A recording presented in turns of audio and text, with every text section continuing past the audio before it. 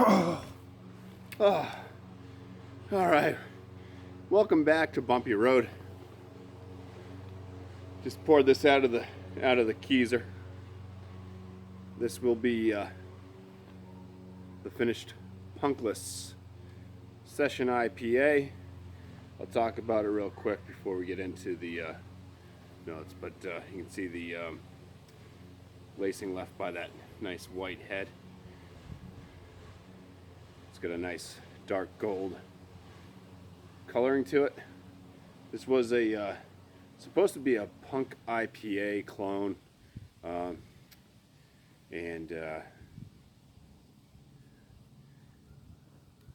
little mishap. So the ABV on it, it's a lot lower. So now it's a session IPA. Should have been around a 5.86%. It's at a 4.46% ABV. A punk IPA is more along the lines of like an American pale ale anyways, as far as the bittering level. So even though the ABV on this is low and I used all the hops, it still has that nice session IPA range.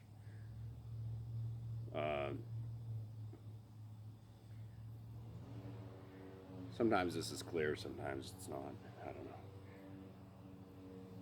It's pretty clear. Go ahead, going for the aroma on this.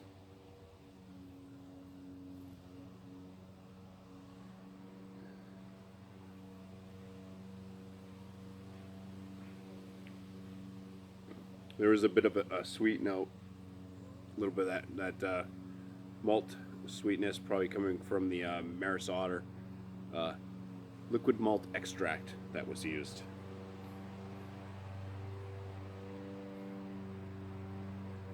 Right after that, you get hopefully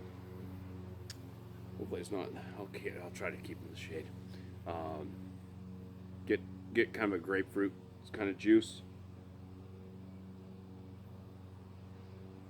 and then you get some of that grapefruit rind. But that sweetness is kind of brings it back to like almost like a tangerine note coming up at the end. And I dip my nose in it. So let's go in for the first swig.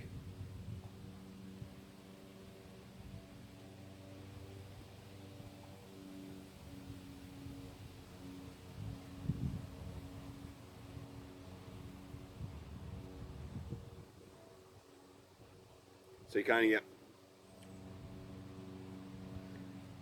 almost like an instant, like you're gonna taste some malt, but it goes right to kind of like a citrus note. So it's like the sweet type citrus note, and then it goes, and the bitterness starts to come in.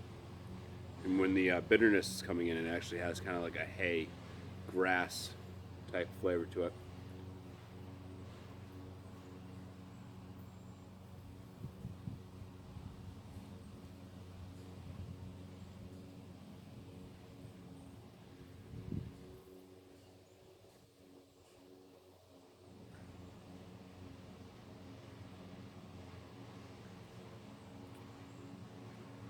I think carbonation level is, I think it's just right for this. It could be carved a little bit more, but I do have it at a 14 psi, which is higher than what I normally do. But I mean, yeah, a little bit more carbonation wouldn't hurt it, but it is fine for my standards, anyways.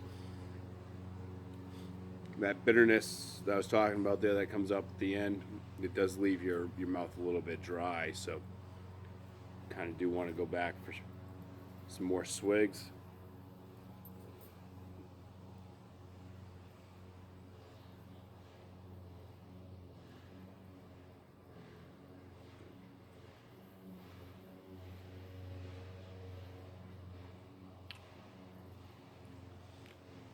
So even for messing up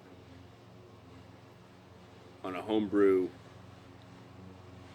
very basic go at it with extract, and no salt additions to adjust pH, no checking the pH. So this wouldn't likely been out of the 5.2 to 5.6 pH range that most shoot for when doing mashing.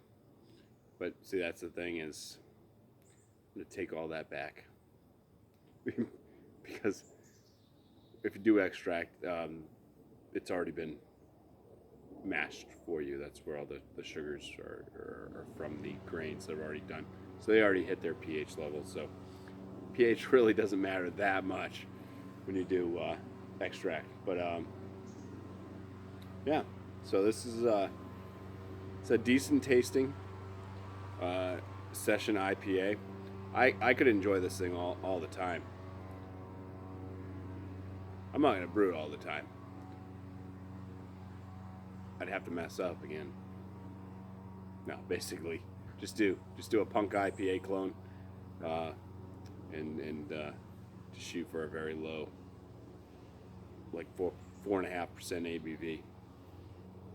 It should work. Make sure you use some Maris Otter as the base malt, though. Actually, that's all it pretty much is, just Maris Otter base malt. There's no crystal or any no Munich, nothing. So